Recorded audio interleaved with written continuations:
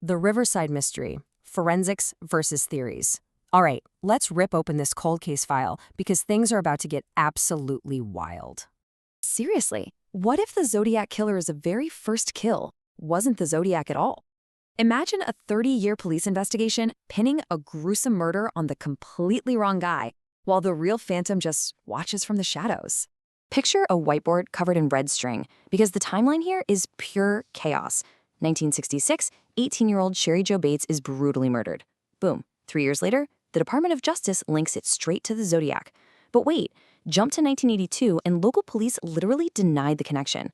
Then, 1999 hits and a massive scientific twist flips the entire board. Let's look at who they were actually chasing. Section 1, A Tale of Two Suspects. Okay, let's dive into this. This case basically split the police department into two competing realities. On one hand, you've got this rigid, tunnel vision focus on a local guy, a supposedly jilted ex-boyfriend they were convinced did it in a fit of rage.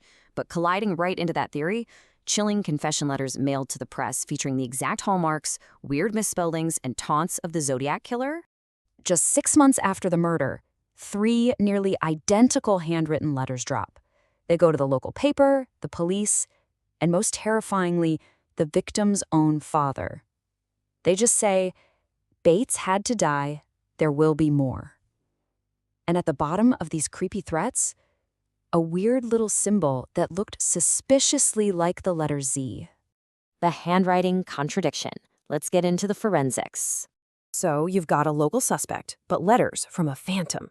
You bring in the experts, right? Well, 1960s science completely derails the investigation.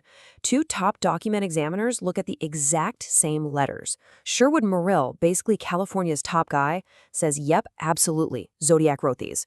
But then John Shimoda, another top expert, looks at the exact same ink on the exact same paper and says, nope, no match. The investigation is literally frozen by conflicting forensics. Now, what's really interesting about this slide is that the FBI actually had to step in to break the tie, and their expert pointed right back to the Zodiac. They concluded the exact same person likely wrote both the Bates letters and the confirmed Zodiac communications. Shifting police theories. This is where it gets crazy. Riverside police were not buying the FBI's conclusion at all. They had their local guy, and they were sticking to their guns. In 1982, they put out this super strict defensive press release, literally saying the person they believe is responsible is not the Zodiac. They basically blamed the media and inquisitive individuals for drumming up rumors that were ruining their case. But the irony here is just massive. The police spent decades running from the Zodiac connection, blaming journalists. But back in 1969, it was the Riverside police chief who originally called the Department of Justice to point out the similarities. They literally spent 30 years running away from a monster they themselves invited into the room. The DNA bombshell. Fast forward to 1999. Riverside police are desperate to finally close the book on this and officially nailed their local suspect, so they turned to modern science. During the brutal struggle for her life, Sherry Jo actually ripped a hair from her killer, and it got trapped in a blood clot on her right thumb. A literal smoking gun.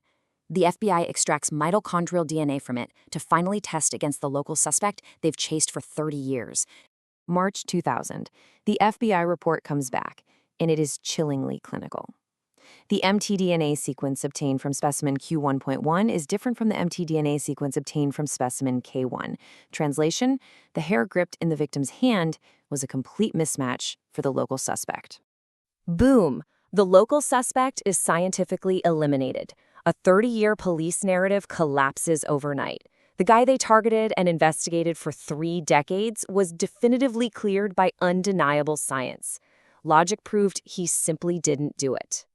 And this brilliantly illustrates how quickly things change, because with the local guy cleared, the spotlight violently snaps right back to the Zodiac. Look at these forensic links. Military-style boot prints at the scene, exactly like the later Zodiac attack at Lake Berryessa. Letters sent on anniversaries. The victim's car was tampered with, just like Kathleen John's. And the killer taunted the press. The puzzle pieces fit terrifyingly well. The unresolved aftermath. Let's look at the killer himself. As dust settles on these shattered police theories, we have to look at the number 6. The media threw around rumors of dozens of Zodiac victims, but the Zodiac explicitly claimed credit for only 6 specific, distinct crimes. and Riverside was one of those 6. Why would an ego-driven killer explicitly limit his confirmed claims to only 6 events, if one of them was a total lie? In 1971, he mailed a taunting letter to the LA Times saying, "I do have to give them credit for stumbling across my Riverside activity, but they are only finding the easy ones."